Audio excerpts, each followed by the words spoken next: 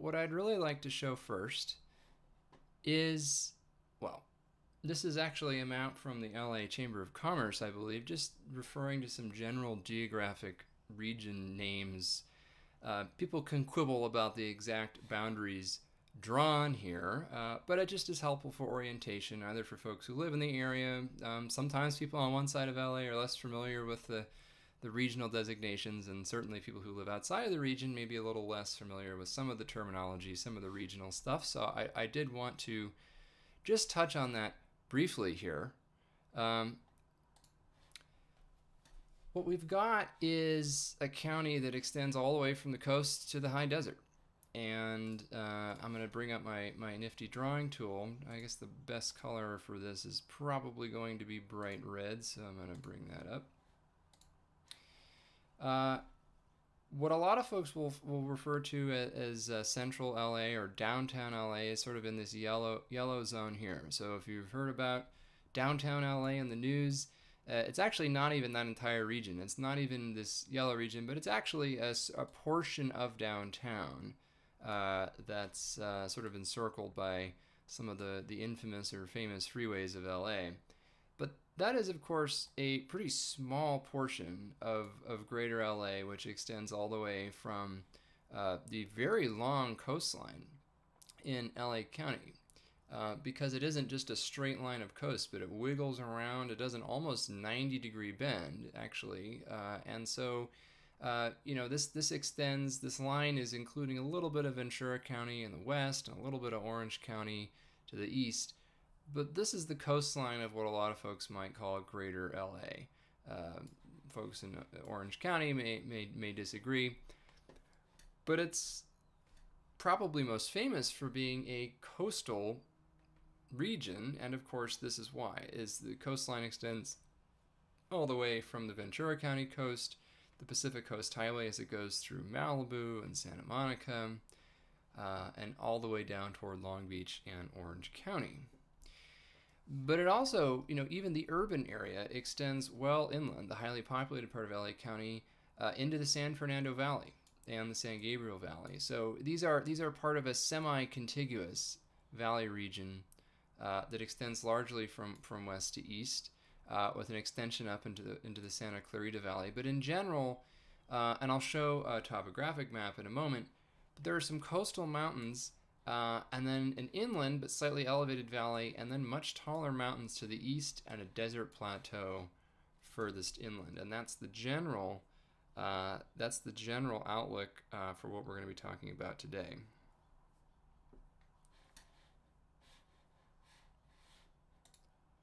I'm just going to double check with folks that they can at least hear.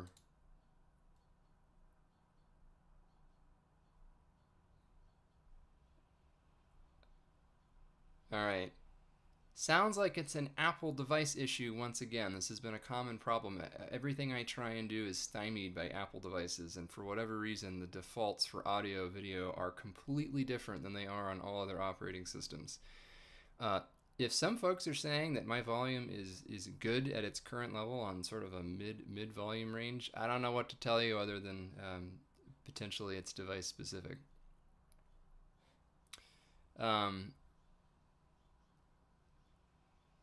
All right, well, okay. More advice that from Android it's not the case. Well, at least the camera in window over the screenshot's working nicely, so I got that figured out for next time. I'm gonna give this 10 more seconds, and if I can't figure it out, I'm gonna move on. I do use OBS, by the way. So it's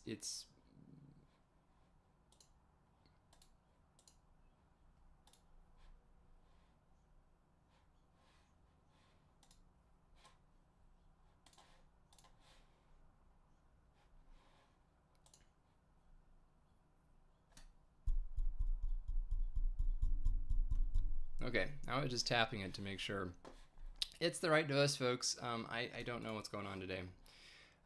Okay. As you might expect, this is a topographic map of California. This is a figure from the California Geological Survey. And obviously this is a statewide map, but I will literally now zoom in. But I do like this particular this map presentation style because it really emphasizes a few things: the breadth and the depth of the Central Valley, the enormous mountains we have to the east in the form of the Sierra Nevada, the coast ranges, which extend all the way from Southern California up to the North Coast. But also, if you zoom into Southern California, and what we see is that this is a super topographically complex region.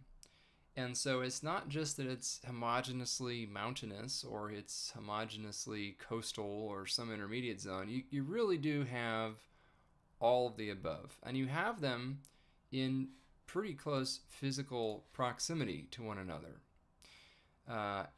So I'm going to change the color of my drawing tool again to black, since I think that might, you know what, or bright blue. There we go. That's probably what we want for this style of map. Well, that turned out to be black. There's the bright blue.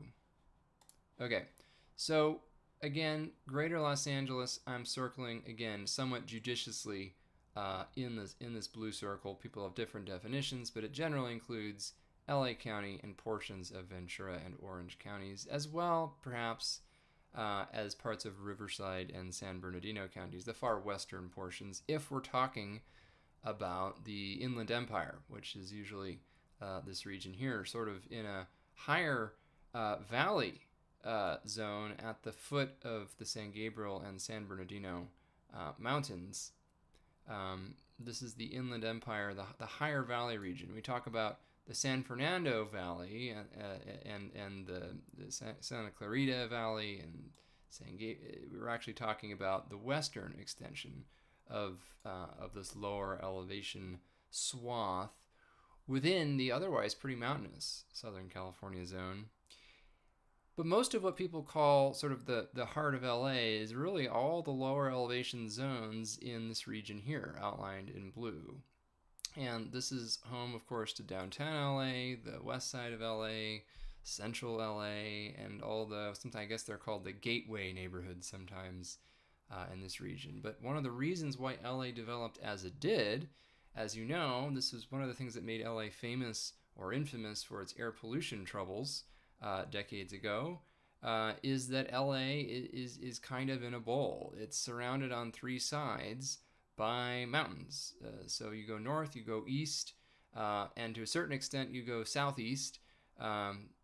You're surrounded by mountains.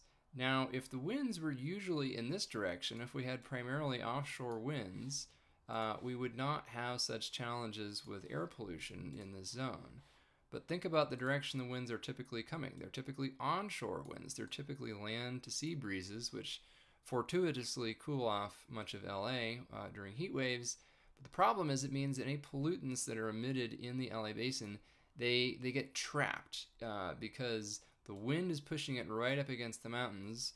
And so even though it's open to the west, to the ocean, to the unpolluted air side of the city, a lot of the pollutants get concentrated because they would have to rise up above these very tall mountains that essentially encircle the LA basin to really in this entire countervailing direction. So these mountains are in many cases 6,000, 7,000, 8,000 feet tall.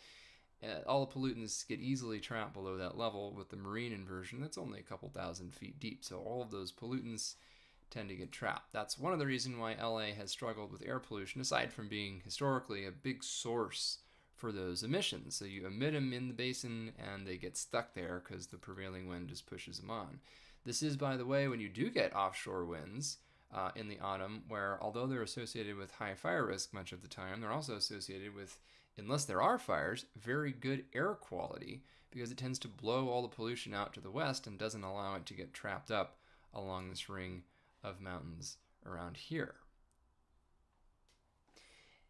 And the other thing that you can see, and I have another map that's going to show this even more dramatically, is just how quickly the mountains rise out of the ocean in different parts of Southern California. And I'm going beyond the LA basin to talk about that here, but some of the steepest rise of mountains along the coast in the California context are along the Big Sur coast. So you can see that gradient from literal sea level here to the mountains that are several thousand feet tall, just less than a mile inland from the coast. So that's why the Highway 1 there keeps sliding into the ocean. It's perched precariously above coastal bluffs, but below very steep slopes immediately above it. You also have a similar region of great elevational and topographic gradient on the Santa Barbara County coast. This is where the transverse ranges again rise pretty dramatically. There's a narrow coastal plain, which is sort of where Santa Barbara, the city, is located before the mountains rise quite rapidly and steeply up from the coast. We also have that again in western LA County, in the western Santa Monica Mountains, the mountains above Malibu. This would be in the greater LA region. So we have a number of places where, for example, when a winter storm brings a wind trajectory perpendicular to the mountains, which is a slightly different angle depending on where we are. Up north along the Big Sur coast, it's actually a southwest flow, but if you get down towards LA County and the Santa Monica Mountains, it's more of a south to north kind of flow that brings the heaviest rainfall in those regions during winter storms. But the same thing is true if you go inland. So these are the areas where there's a lot of really steep mountain and orography rising right out of the ocean. But across most of greater LA, you've got to go a little bit farther inland. But if you do, you actually end up coming to a place, regardless of where you are, where there's a sudden increase in the steepness of the topography. So whether that's in the San Gabriel or the San Fernando Valley or the Inland Empire, you reach a point where you go from being pretty close, within a few hundred feet of sea level, to being thousands of feet above sea level. And that would be in particular up in the San Gabriel Mountains and the San Bernardino Mountains, and the San Jacinto Mountains as well. So really these are the regions of really high mountains in Southern California, generally speaking. And you can see the San Gabriel Mountains are the ones that are closest to LA and that are the most relevant when we're talking about greater LA, even though greater LA conurbation, as you might call it, extends well into the Inland Empire and points east into the Coachella Valley increasingly as well. And although again it's not part of greater LA, I think it's worth a mention that the topographic extremes of Southern California also go in the other direction. We have the Imperial Valley down in far southeastern California, down in the lower Colorado Desert. This is where the Salton Sea is, by the way. The Salton Sea, for those who don't know, formed as a result of a flood event, a partially man-made flood event, when levees along the Colorado River earlier in the 20th century were accidentally breached and floodwaters flowed into the basin. So the Salton Sea is a pretty significant body of water that has its own environmental challenges, but this region is below sea level. So this whole blue area is actually listed in negative feet, much as Death Valley is up here. It's also below sea level. It is one of the reasons, by the way, why the Imperial Valley can get so hot, because that air has even more pressure above it than would be usually to be the case, an even deeper, thicker atmospheric column for all of that air to descend and heat through compression, much like pumping up the air in a bicycle pump and you feel how it gets hot. Well, this is akin to having a larger bicycle pump with higher pressure air inside of it by virtue of the very low below sea level topographic depression in this region. So that's why we regularly see the hottest temperatures in California either occurring down here in the Imperial Valley or sometimes instead up in Death Valley, where it's more famous for them, but there's a whole lot more people who actually live in the Imperial Valley than, say, up in the Death Valley area. All right, well, that's not really greater LA, but these are places where people from LA visit often, and they are an important part of understanding the broader geography of Southern California. Another thing that's interesting to note about the geography of Southern California that often people point out is what's up with this V here? There's apparently a couple of conspiracy theories that circulate why there's a V here, but in fact, it is a quirk of quite explainable geography and actually, as the case may be, geology, and in particular, plate tectonics. And what we've got actually, and I'll show this here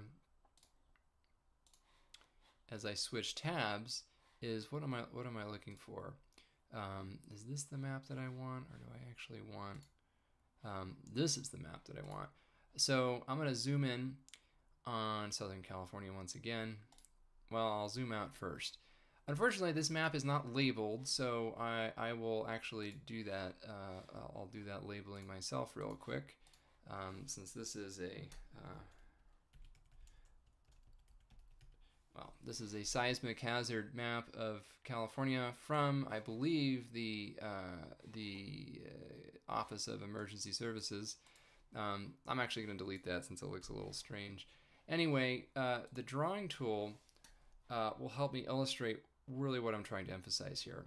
So remember that topographic V on that map. Oh, I'm still on text. Sorry, here I just need to bring up the drawing tool. Remember that V that I indicated to folks in this vicinity.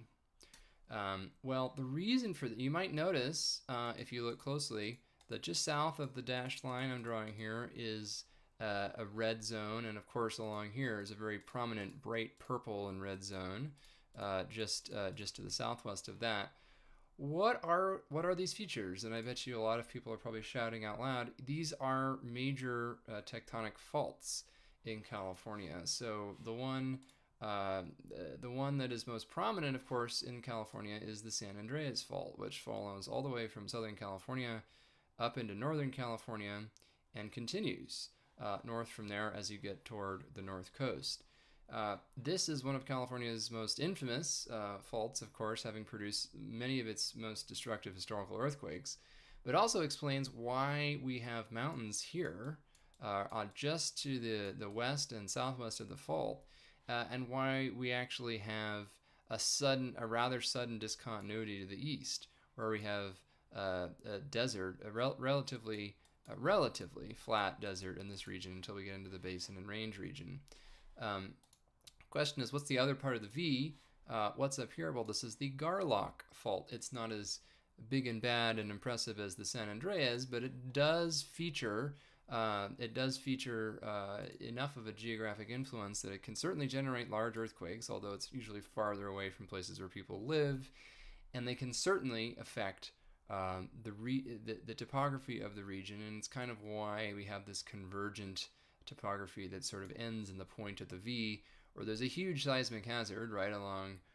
If you've ever been up the Interstate 5, the pass, Tehachapi, or the pass on I-5, if you know the region, this is a region that is very fire prone. It's very extreme weather prone. These highway passes can close even due to snow, but it also is very earthquake prone. So if you had to choose one of the places that's probably most exposed to compound hazards in California, I might well put this region at the intersection, near the intersection of some of Southern California's most significant fault lines, and at the intersection of various topographic features there. But I do want to zoom in on Southern California just to further emphasize this.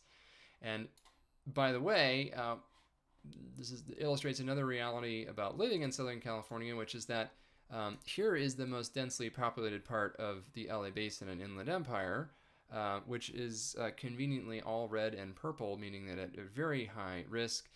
This map, I believe, is originally intended to show the magnitude as a fraction of the acceleration due to gravity of the intensity of plausible earthquake shaking that could occur in a given region. So the brighter orange or red or pink the color, the more violent the shaking. And this really tells the tale about why there's so much concern about the earthquake hazard in greater LA region, but also points out that in some cases, the most extreme hazard actually isn't, in terms of ground shaking from San Andreas, isn't in Los Angeles city proper, but it's actually along the fault itself, which is on the other side of the San Gabriel Mountains from the city of LA, which would be in this region here. But again, because we're talking about greater LA, I thought it was worth reflecting on.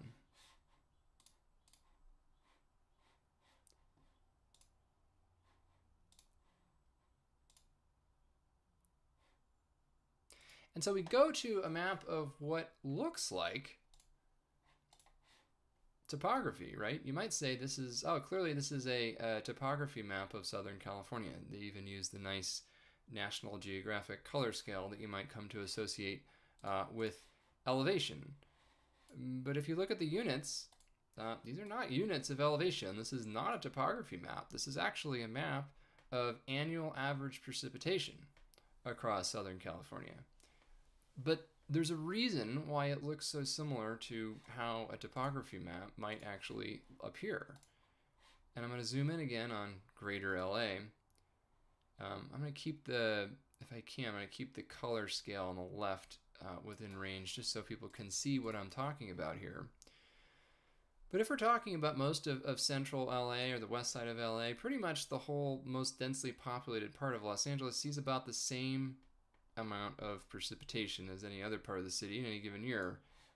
And that's typically in the somewhere in the 10 to 20 inch range. So LA is a relatively dry region. More like 15 inches is pretty close to the average in major parts of the city, although in a dry year it can be under 10, and in a wet year, as we've seen recently, it can certainly be over 20. But this is the annual average, and it is relatively constant throughout the coastal plain of LA County, Orange County, and even as we get down into San Diego County. The numbers are pretty similar.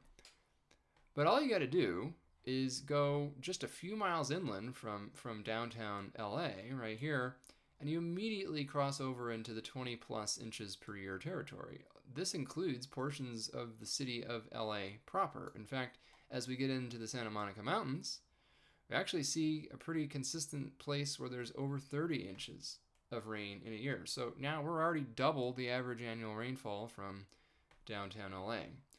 But look at what happens when we go higher up into the transverse ranges here. These would be the San Gabriel Mountains or the San Bernardino Mountains. We see widespread pockets of 30 or 40 inches of annual rainfall, even pockets over here and then further west in the transverse ranges where the average annual rainfall is between 40 and 60 inches. It's closer to 40 inches to be fair. So I think in these pockets, the average annual rainfall is right around 40 inches, I should say.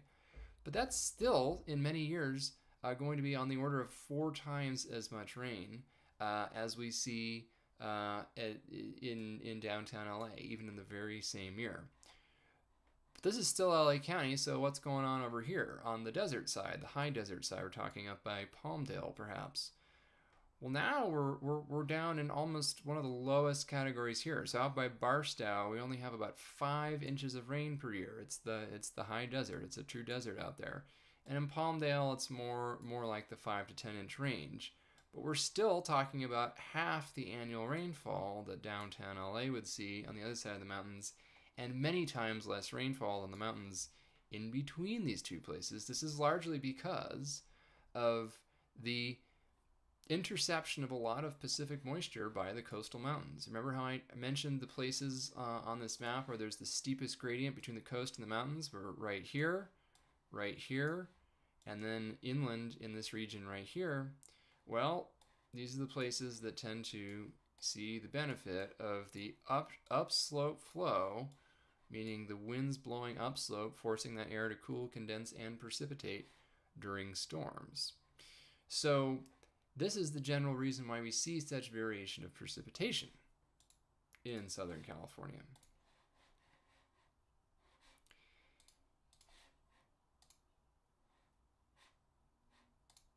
And here is a more interactive version of thinking about Southern California's topography. And I will emphasize that these are all, by the way, tools from the federal government.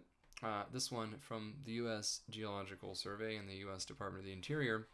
But in this nifty tool, in addition to seeing sort of where your favorite city or neighborhood, and there are, by the way, many, many cities that comprise the greater Los Angeles region. It's not just the city of LA. And just again, for perspective, when we talk about downtown LA on a map like this, we are talking about approximately that region on this map. So just for perspective, that's just a few mile zone on a map that is extending across a far vaster and highly populated region. So that's downtown LA. The rest of this is on this map right now. Most of it is still considered by most folks to be greater LA. But what I really want to show, in addition to pointing out sort of where the mountains are, you can kind of see with the coloration and the topographic shading.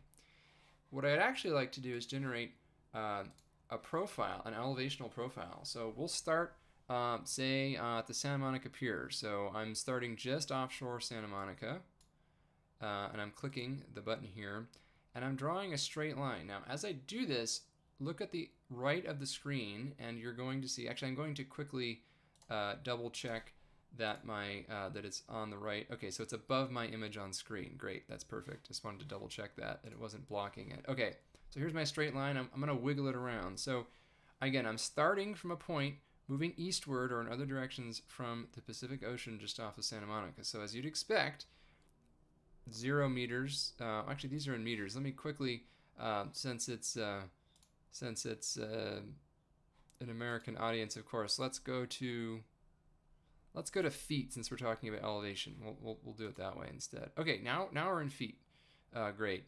Okay, now it's in feet in both horizontal and vertical. But the main thing I wanted to show is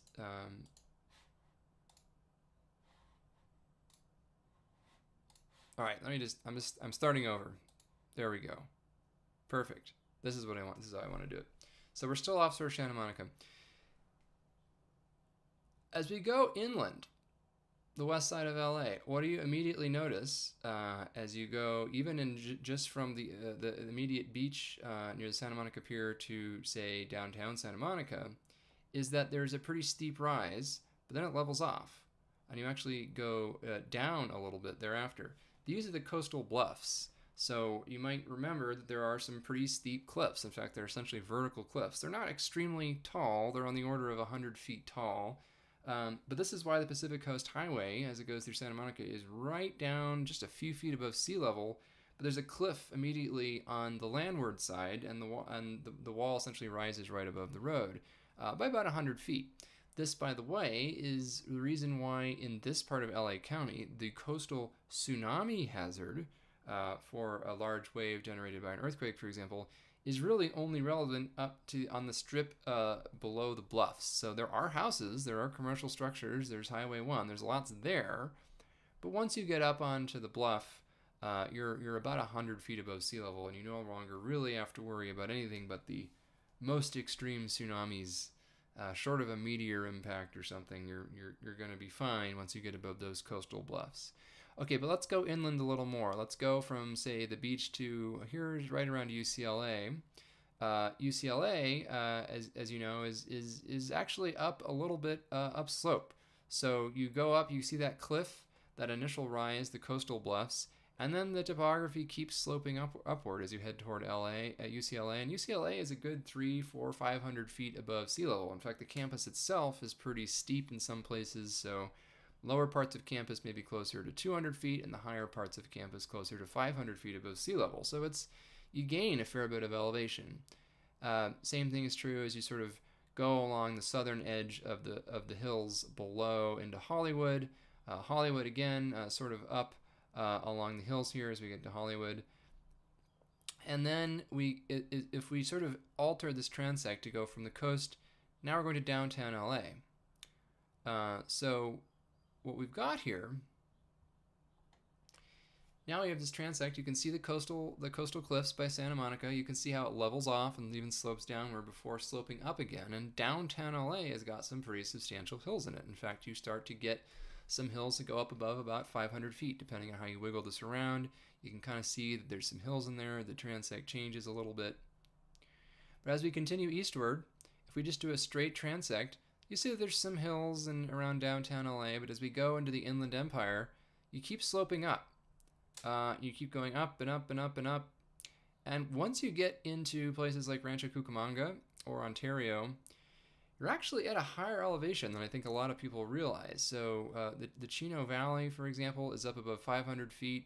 The base of the foothills up along the San Gabriels, you're actually up around 1,000 to 1,500 feet. So every once in a while, every 5 or 10 years, we get a snow shower somewhere in the valley, and people will say, oh my God, it was snowing in LA. Well, I mean, maybe it probably was snowing in greater LA and even in the flatland, highly populated region, but it's most often going to be somewhere up along the base of the foothills where you're up 1,000, 1,500, even 2,000 feet. So it feels like, perhaps intuitively, that you're at a similar elevation as the coast, but you're actually 1,500 feet up, which is as tall as some of the peaks, some of the lower peaks in the coastal mountain ranges, even though you're in the valley. Now, of course, a valley is relative to nearby mountains. You can have a high mountain valley that's a mile up in elevation if the mountains are 2 miles high. And that's essentially what we see here. So look what happens if we alter this transect to now go over the San Gabriel Mountains. Now look at what this does. So we see here, and I'm going to zoom this a little bit, so we get a picture of. Okay, so now we have the eastern part of the Santa Monica Mountains, the low part. You see that in the early part of that transect, just a little blip, and then you go through. Let's do it so that we go through the San Fernando Valley. So now you can see this a little bit more easily.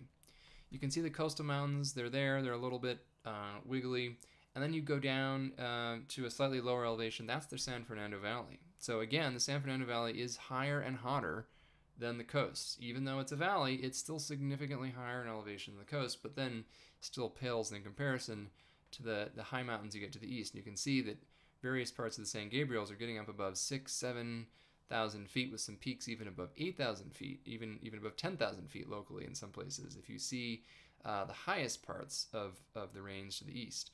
But then if we continue this transect, the elevation starts going down again. So you see the peaks, the San Gabriel peaks, and then there is descent as we go down into the high desert region, the interior part of Los Angeles. It's still LA County, out by Palmdale, but this is why it's called the high desert.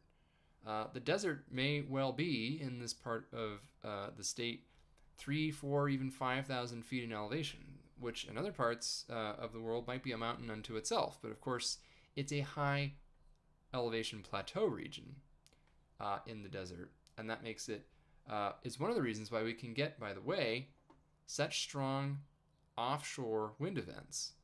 So what will happen during an offshore wind event is you actually have wind that's blowing not from left to right in this transect, but from right to left.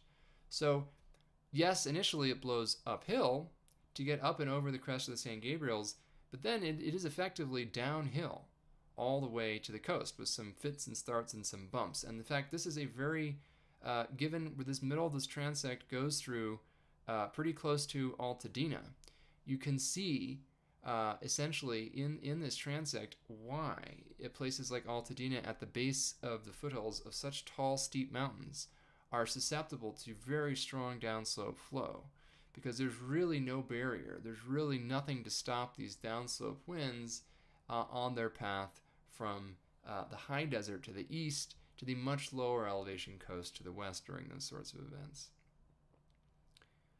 So I just thought this was kind of interesting, kind of a cool tool from the USGS, as you can draw these dynamic topographic profiles, and you can kind of see just how much the elevation varies as you go across different portions of greater LA. And of course, this tool works for any part of the country. All right, so I'm gonna be done with this tool for now.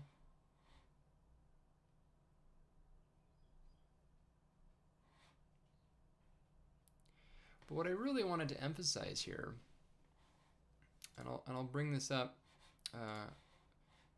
sorry, that's the wrong plot here. I'm going to leave this one up for just a moment and reflect a bit on just how remarkable it is that one city, or one conurbation, we call it a city, but the city of LA is only a subset of what I think a lot of people refer to when they're talking about Los Angeles. And we think about sort of the range of experiences that people have living across different portions of greater LA. Some people live along the beach. Some people live in one of the driest deserts in the world, on the inland side, on the high desert side of LA County. Some people live in a truly alpine setting. People live above 8,000 feet elevation. Keep in mind, there are people trapped in their homes for days on end in the last multiple times in the past 2 years in the San Gabriel and the San Bernardino Mountains due to blizzard conditions, feet of snow, impassable roads. Whereas in downtown LA, for example, it hasn't snowed in many decades. These are all experiences that people who live within greater LA have in the same year. We have this experience, this incredible experience, perhaps a shared experience across many of these settings of wildfire in LA County. But there are some parts of LA County that, have never in human history experienced a blizzard, and there are other parts of LA County that have experienced a blizzard even in our warming climate in the last couple of years. There are some parts of LA County where you couldn't possibly imagine a wildfire occurring. I mean, downtown LA, for example, not a wildfire risk hotspot. In fact, the risk approaches zero when you're in a place like that because there is no contiguous vegetation. But then there are these transition zones, as we've seen this year, where, for example, the wildfires in January, these catastrophes burned well into populated areas. So both of them, of course, started in what we would call the wildland, where there's contiguous vegetation, grass, brush, and some trees, although mostly chaparral. But then they continued burning into the towns and suburbs that make up very different parts of greater LA. The two communities that were most severely affected by the wildfires this year were, of course, very different places, both socioeconomically, geographically, and otherwise, in terms of Altadena at the base of the San Gabriel Mountains and Pacific Palisades, right along the Pacific Coast Highway at the foot of the Santa Monica Mountains and right along the immediate Pacific Ocean coast.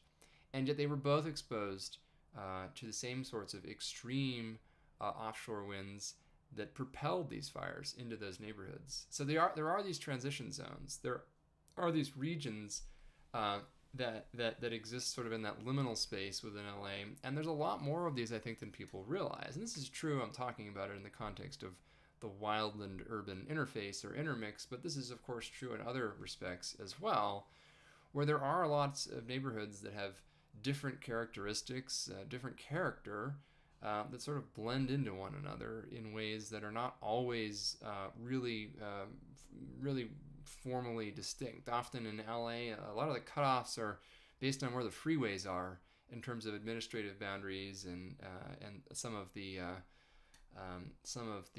city county unincorporated designations. But of course, the real boundaries are the geographic ones. Those are the ones that are actually physical and tangible and that shape both where people live and why they live in the places where they do, and also what those communities are like, who has lived there, how expensive it is to live there, what the hazards are in terms of fire, or as the case may be, flood or blizzard, depending on where you are. Unfortunately, it's true for everybody that there's some earthquakes to worry about, though more in some places than others. But it's really a region that is home to, again, essentially an 8-figure number of people. Got to do my significant figures in my head. And California overall is home to over 40 million people. But Southern California, this relatively densely populated, we call it a coastal strip, but obviously that's oversimplifying it because it isn't just the coastal strip, because again, greater LA County extend all the way from the coast to the high alpine mountains to the high desert, and literally, as well as figuratively, everything in between. But I think that it's important to realize that this region is home to a disproportionate number of Californians in general. So most people who can say that they live in California probably live within a 100 or so mile radius of greater LA.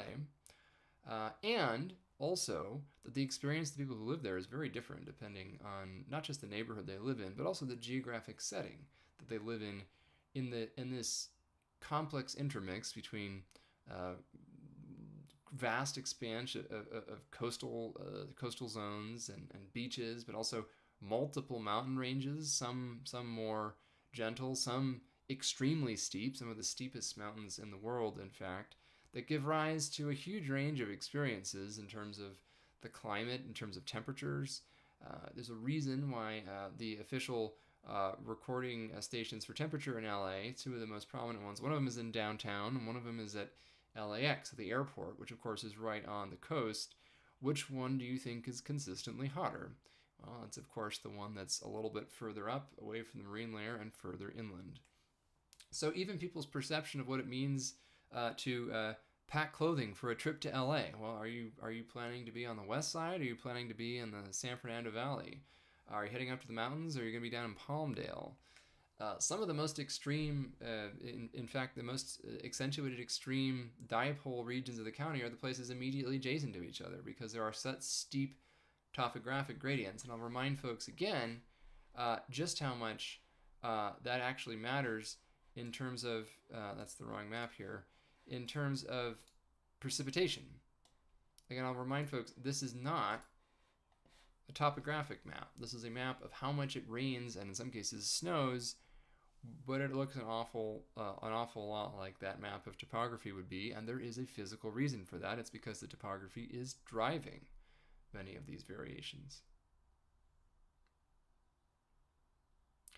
So the last thing I wanted to reflect upon a bit, and I will go over the hour a little bit because I know there was a bit of a prolonged tech troubleshooting interlude at the beginning. So I will go beyond the hour since I do want to be able to take some questions. But the last thing I wanted to show on screen, and I can bring any of these maps back up during the Q&A session to follow, but there's one more thing I wanted to show on screen before I do that. And this is the forecast for this weekend, for Saturday in particular. And I just thought it would be worth reflecting on what the conditions will be like for outdoor activities late Saturday morning and early in the afternoon in Southern California and beyond. And this is a snapshot. In fact, here I'm actually using the European weather model just because these days it has a slight edge on the American weather model because they've been investing in it a little bit more heavily. But they're largely still comparable most of the time, so they're not giving vastly different answers for this weekend. But this is what conditions might look like in Southern California at around 11 a.m. Pacific time on Saturday morning. And in LA, of course, the map label says LA, and I think this is a point near downtown showing around 83 degrees, so on the warmer side, but certainly nothing extreme. But you would equally be true to say we're in LA and, oh, well, here we are down by Santa Monica. By Santa Monica Pier, a nice, much cooler, but still very pleasant 71 degrees. We go inland, say to the Santa Clarita Valley, and already it's up closer to 90 degrees at 11 a.m. And in the 90s in the high desert, Lancaster, Palmdale. Go a little bit later into the afternoon. We'll see that peak temperatures are actually going to be a bit warmer. In fact, let's just look at the 24-hour maximum temperature as of the evening. It will be a fairly hot day in Greater LA. It looks like it's going to get out just above 90 degrees downtown or thereabouts. Cooler at the coast as you'd expect, staying in the 70s along the immediate coast, but that's a fairly hot day, so it'll be a warm afternoon in LA. If you're outside, keep in mind that that's certainly warm enough to cause some physiologic issues if you're actively exerting yourself and in the direct sunlight. So keeping out of the sun and staying hydrated, always good advice. No record-breaking heat or anything like that, but it will be a pretty hot day for June once you get closer to downtown and the inland valleys. Riverside, of course, closer to 100. So just goes to show you the microclimates of Greater LA, Santa Monica down in the low 70s and downtown in the low 90s on Saturday. If I head up to Northern California and give a similar picture, if you're in San Francisco, it's actually going to be a chilly day on Saturday. The high temperature probably not much above 60 degrees. So if you're on the coastline, microclimates at play again, might not even get out of the 50s. But if you're in Sacramento, probably a pretty seasonable, quite honestly, upper 80s, low 90s in Sacramento. That's not an unusually high temperature, although again, that is fairly hot. Just for good measure, if we go around a few other places in the country, up in Seattle, looks like a nice day, right around a high temperature of 70 degrees on Saturday. Not too bad at all after a significant heat wave they had there earlier in the week. Take a look at Denver, just doing a little bit of a tour. Actually, it looks pretty hot. This is unusually hot for this time of the year, into the mid-90s, so in the midst of a significant heat wave in Colorado this weekend. And I don't know, we go to a place, let's just take a look at DC area, just because we can. Looks like high temperatures this on Saturday will be on the warm side in the mid-80s, but again, nothing unheard of for June in the mid-Atlantic. Always a little more humid if you're outdoors in DC. Keep in mind that it is sometimes the humidity rather than the heat. So that old saying that I'm losing my mind here. Anyway, just be aware that in the East Coast, 85-degree day in downtown LA is a lot more manageable than an 85-degree day in Washington, D.C. because of that sometimes very oppressive humidity you can get. And actually, just to put a scientific point on that, here's a dew point for DC on Saturday. This is an awfully hot one, 70 degrees. That's extremely humid. So this is going to be a very oppressively gross air mass, for lack of a better term. Only mid-80s temperature, but the dew point all the way up at 70 degrees. For perspective, once it starts getting above about 60-degree dew point, you start to notice that humidity. If I go back to Southern California just for a comparison of the dew point, here we're a dew point in downtown LA of a pleasant 57 degrees, which is a little bit of noticeable humidity, but not too bad. Dew point offshore, by the way, a little bit higher because that ocean surface temperature is in the 60s, and so it's difficult to have a dew point temperature any cooler than the actual temperature of the surface of the ocean down south.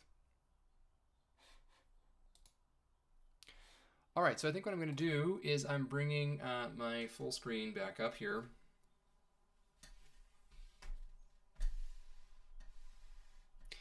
And I'm going to take a look at what we've got in the comment section today.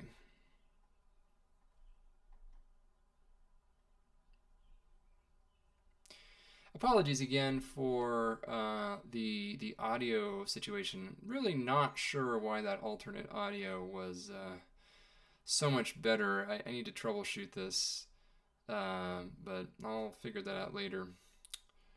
A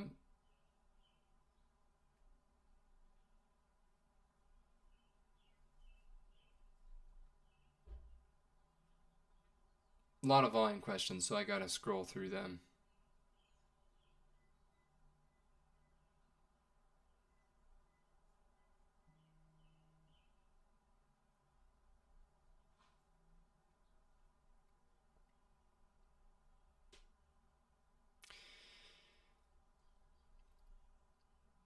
So there's a lot of comments that there have been a number of sort of philosophical and scientific explorations in print and otherwise over the years of a lot of the geographic variations and how that's really played out in terms of the history of what is now Los Angeles County, and also the physical hazard geography of the region as well. Which again is largely a function of a lot of the things we were talking about today.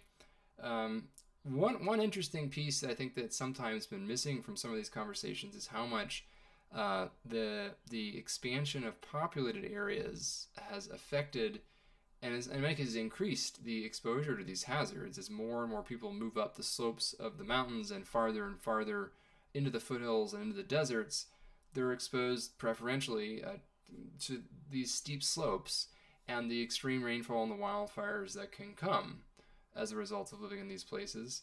And that too, the mountains aren't changing that quickly. Even though we've got climate change, the climate is changing. And so the relationship between the mountains and the climate is shifting.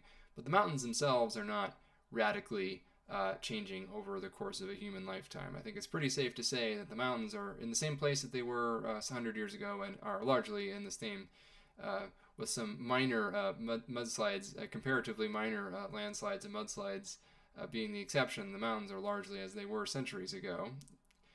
But What is not as it was centuries ago is the climate. What is not as it was centuries ago is the layout, where people live, the kinds of structures they live in, the infrastructure that's built out. And the footprint has expanded considerably. The greater LA did not encompass necessarily all of the regions that I just mentioned until several decades ago. There used to be more discrete breaks between the populated areas with farmland, even, and orange orchards and things like that in between towns and cities in Southern California. But now you can get on a freeway, you can get on 101 in Ventura County and pretty much drive all the way through much of Orange County and stay within what is essentially a large urban area without a whole lot of breaks in between them, except for some of these parks and open spaces and mountain areas that I mentioned that sort of are the considerable exception to that.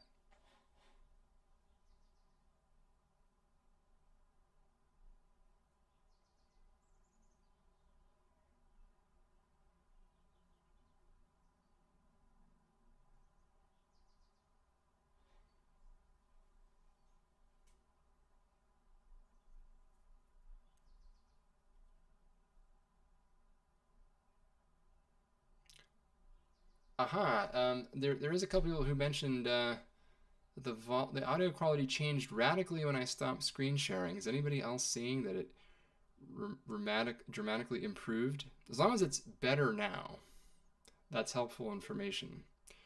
Um, Not quite sure why that was the case, but maybe it was trying to draw audio from something else.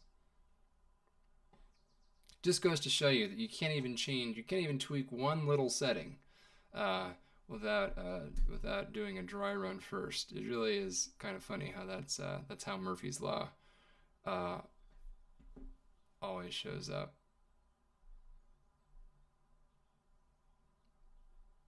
Oh, it got worse. Okay, that's not good. Um, aha.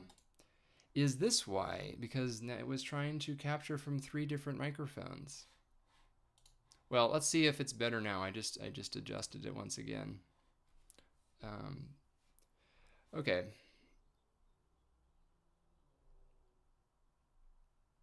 Well, I'm open to I'm open to suggestions, by the way, on the options for streaming. I'm using OBS primarily, but it just seems like it does not like to retain any settings even day to day anymore. It just always changes. So, okay, is it better now than at any previous point? Okay, so the tone is better, but the volume is still low. So, um, interesting. All right. Well, apologies for the live troubleshooting. Uh, Yes, I think the irony is that I turned off other microphones that had been automatically turned on.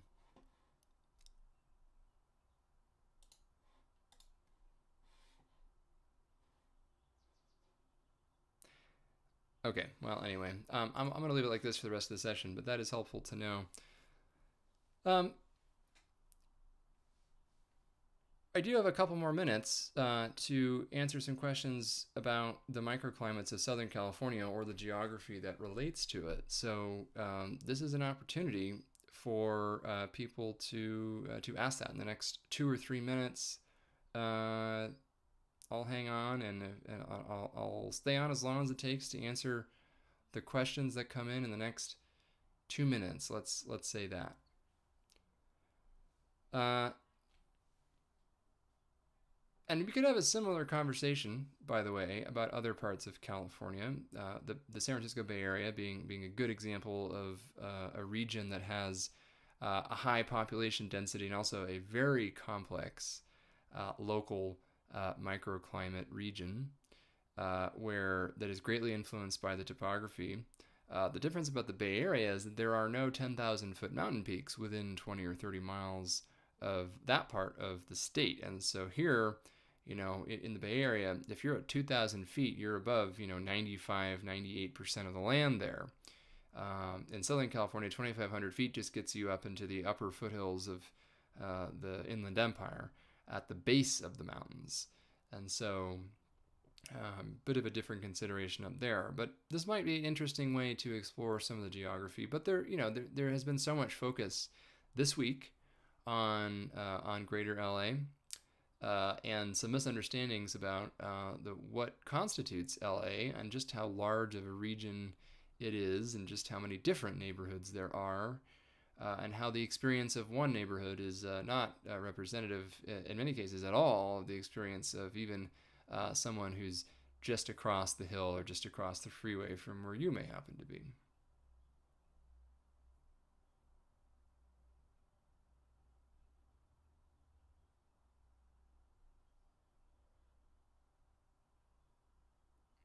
So the question, does the ocean contribute to an inversion layer in the basin? In this case, I'm assuming the LA basin.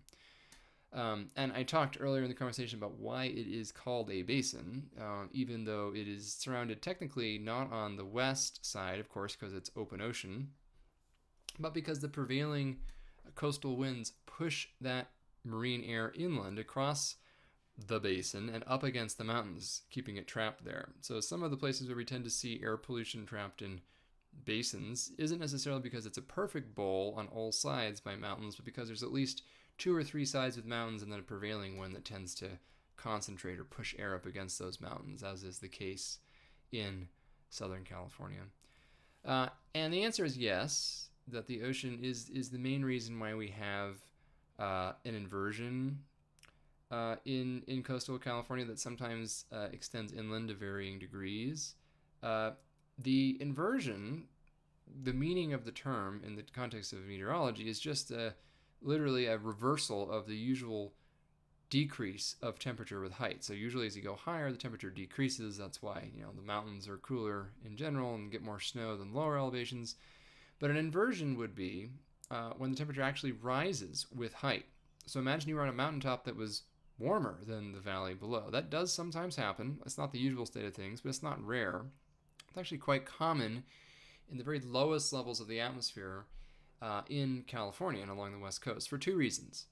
One is that we have a relatively cold ocean offshore, so it is relatively easy for the air in the lowest level of the atmosphere to be kind of chilly.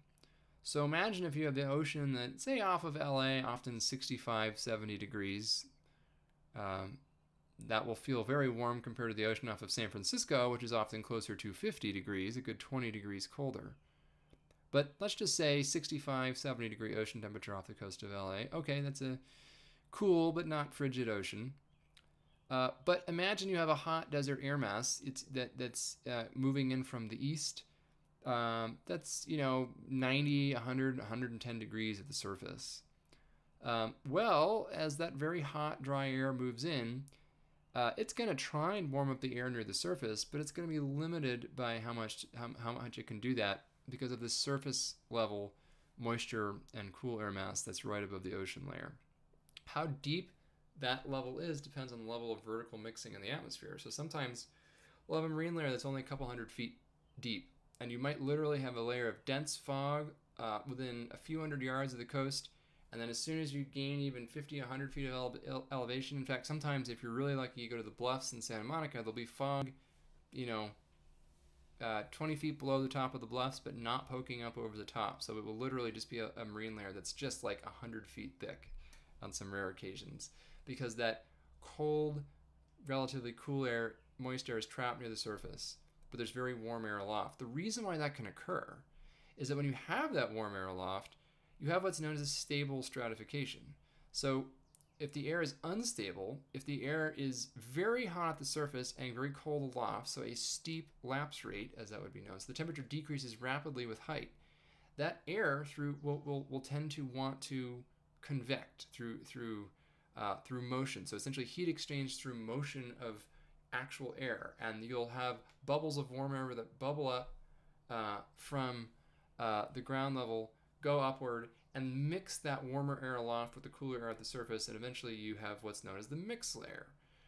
But if the atmosphere is very stable, which it is by virtue of the fact there being warm air on top of cool air, that's how that will give you a high density at the bottom and a low density at the top, which is exactly what the air wants. If you have low density at the bottom and high density at the top, it's going to want to turn over and mix up, and so you get that overturning. But if it's already warm at the top and cool at the base, it's just going to sit there. You're not going to get the mixing of the warm air aloft with the cool air at the surface. And so that warm air just sits there. You can be baking in downtown LA, which actually, as we showed, for this weekend on Saturday, it'll be in the low 90s, so fairly hot, but quite chilly down at the beach at Santa Monica, 70 degrees. Why isn't there more mixing of the 70 degree and the 90 degree air mass, even though these are only places like 10, 12 miles apart? Well, it's mainly because of that inherent stability of the atmosphere that the ocean lends, because it forces the lower part of the atmosphere to be so cool. The other reason is that we live in Southern California. You're in the subtropics. You have subsident air at upper levels of the atmosphere through high pressure that's downward moving. So you have this suppression of clouds, so you sort of have a lid on the upper atmosphere that's keeping things from rising. You have this artificial suppression that forces air downward. That tends to dry the air, that tends to warm the air, and it also tends to essentially compress the surface layer. So we have both the cold ocean and we have the subtropical subsidence, because we live in a region with high pressure for most of the year. So we have things that are actively suppressing upward motion, so the subsidence through the high pressure, and then we have a pre-existing state of things with warm desert air aloft and cool moist air from our relatively cold ocean that reinforce the inversion. And that's why we have an inversion in coastal California more often than not. It's why the height of that inversion, the fog and low clouds, varies day by day depending on exactly how deep it is. You saw how much the elevational variation it is. If it's a deep marine layer, you can get coastal clouds that go all the way into the Inland Empire. If you have a marine layer that's 2,000 feet thick, it's going to make it all the way into Rancho Cucamonga on the eastern side of the empire there. But if it's only 200 or 300 feet tall, it's going to have a hard time making it up above the coastal bluffs in Santa Monica. So you'll get a case where even UCLA campus, for example, will be warm and hot above the fog layer, but you drive down Santa Monica Boulevard, at some point you're going to drive into the fog. And I've done that many times. It's actually a pretty common thing. So yes, is the short answer.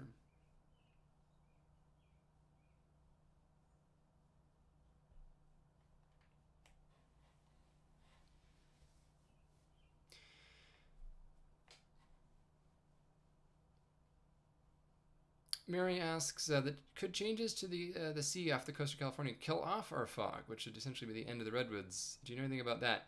You know, there's been a lot of newspaper headlines on the end of fog and stuff in California, and the reality is there has been precious little study. Almost all of the news headlines I've seen point to one study from 2010, which didn't do any future projections at all. It just looked at observed trends over a 30-year period ending in 2010.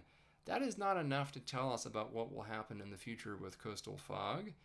And it's already unclear whether the trends we saw through 2010 are still relevant through 2025. It's been 15 years. That's a fairly long time. The Earth is a lot warmer than it once was.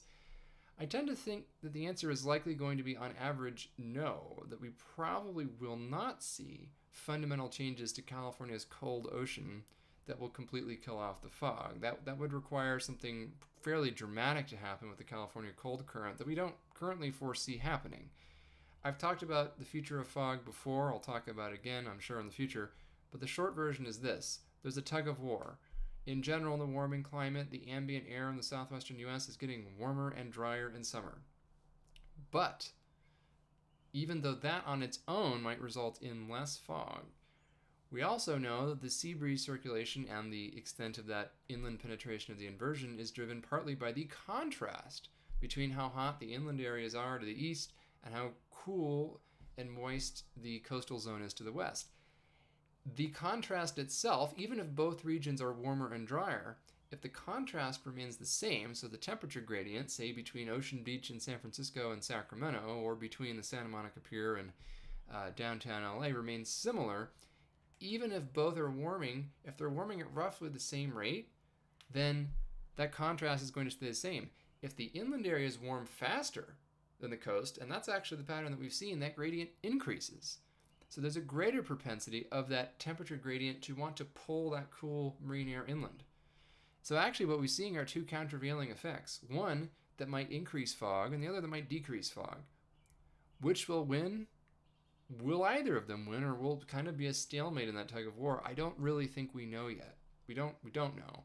Although it probably won't be coming from a fundamental change to the coastal environment. It will come more from this tug of war effect between warmer, drier air overall, but also potentially an increasing gradient in temperature between the coast and inland.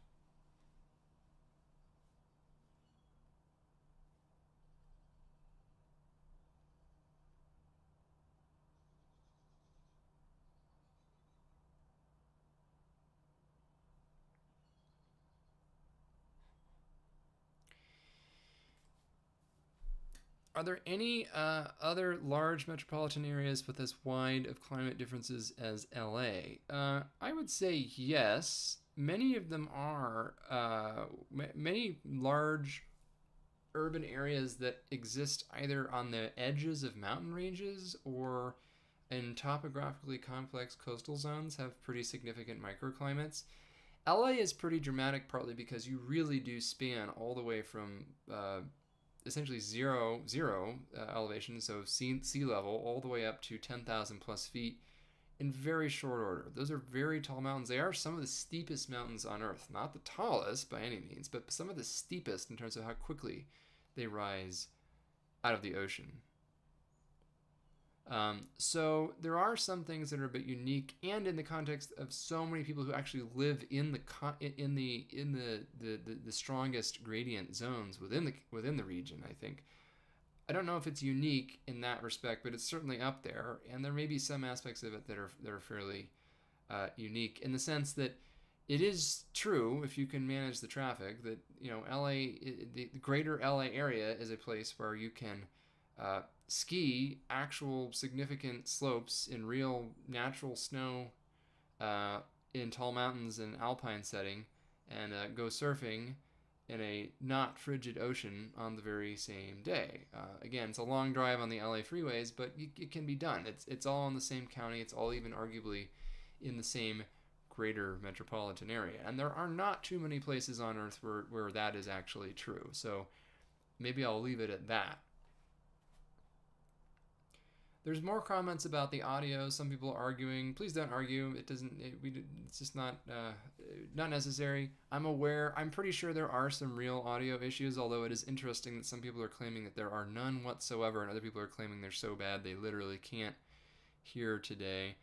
I don't know exactly what's going on. It is kind of confusing to me because I have troubleshot this pretty extensively. But I do believe you. I'm not doubting folks. I just find that it's interesting. Either some folks are being too nice and saying there's no issue when there really is an issue, and folks, I really do need to know the honest answer if it is worse than usual or not great. And I'm taking people at their word that it is. So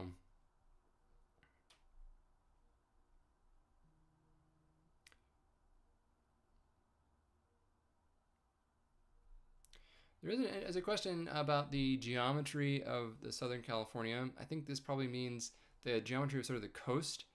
And it is true that Southern California coastline, south of Point Conception, it does bend eastward, right? So most of California's coast is sort of northwest, southeast oriented. So you go all the way from the north coast through the Bay Area down towards Big Sur. The coast is roughly kind of, it's not quite a 45-degree angle with respect to north, but it's somewhere in that bend.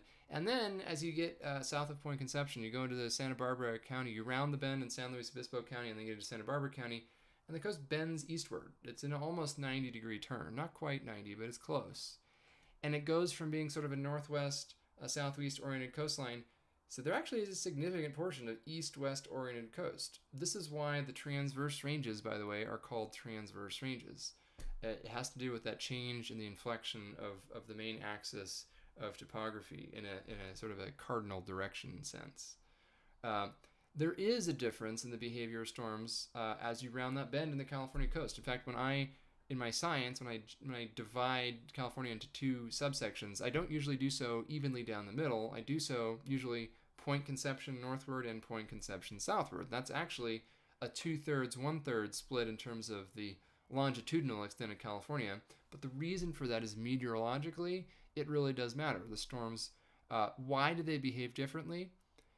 It's mainly because the axis of the coast and its topography shifts. So you can imagine how storms coming from the southwest have the most effective, well, we call it orthogonality, meaning that the greatest, the maximum extent of intersecting the coast at a 90-degree angle to the mountains. So what you want is these atmospheric rivers, these moisture plumes, to hit the mountains at exactly a 90-degree angle, and that will maximize the amount of uplift you get in these storms. If they hit it close to a 90-degree angle, it's good enough.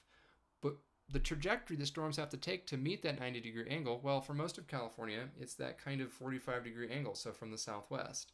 But along the bend in the California coast, which makes up what's called the California Bight, as you go from east to west, now you need flow from due south to north to make that intersection. And the interesting bit there is that this means that Southern California tends to see heavier extreme precipitation events from slow-moving cut-off low-pressure systems, because those are the kinds of storms that are more likely to direct a prolonged stream of moisture into the Southern California mountains. In Northern California, it has more to do with these traditional strong jet stream atmospheric river storms that just plow from the west or southwest primarily into the state up there. So it actually does affect the kinds of storms that tend to produce the heaviest precipitation. That is because of the change in the direction of the topography of the coast down there.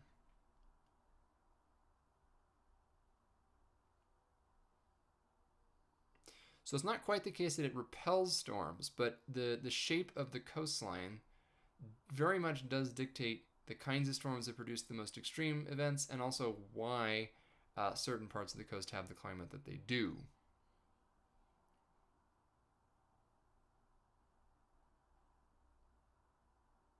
So the general consensus audio-wise, by the way, appears to be that the audio in its current form is clear and high quality, but the volume is just too low, which to me means that it is probably going through the correct microphone, but for some reason it's not getting translated correctly, signal processing wise. I have to add it to my to-do list. People saying the stats for nerds, which is the tech specs that these videos, by the way, have on YouTube. All of these live sessions are uploaded as videos after, so if somebody wants to take a look at that after the fact, feel free to do so and let me know if you see anything.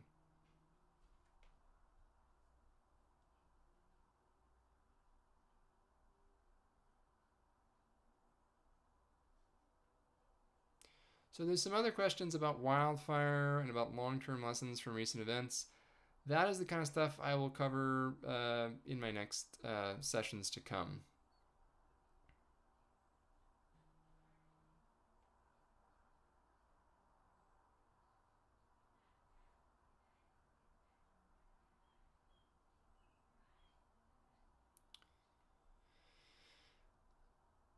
Oh, interesting. There's a comment. I need to make a note of that. The loudness dock plugin. I'll have to take a look at that. Thank you.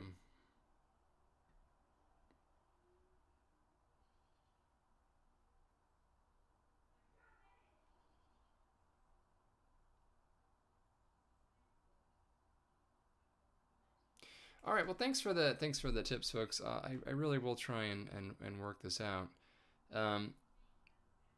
It's always a continuing battle, since it's all very DIY out there. So I always appreciate your support, and I know that today's video did not have quite as large of a following, perhaps because of the tech steps that I had to take at the beginning to make it reasonable. So please do feel free to share this recording, since it will be recorded and made available immediately after it ends. And folks who might be interested in the diverse geography of LA County for any number of reasons, or the microclimates therein. I can do other sessions as well in other parts of the state, as I mentioned, in the near future. But there is a reason why I'm focusing on LA County and greater LA today, and this week in particular. And of course, it's been in the news for multiple reasons. And I really do think it's important for folks to understand the complexity of the place that they either might live in and might not be fully aware of, or perhaps more likely, the people who don't necessarily live there, even if you're a lifelong Californian, LA is a very different place than the rest of the state for so many reasons, and yet it is home to a majority, at least if you have used the broadest possible definition of the LA metro area and adjacent regions, majority of the state's population in that Southern California coastal strip, which is always such a topic of conversation on the Weather West blog, by the way. Why the coastal strip in Southern California often has a recent weather history that is very different than people are experiencing even just 5 or 10 miles inland. It sometimes feels like a different world, and that's not just your imagination. There are pretty fundamental geographic and therefore climatological reasons for that.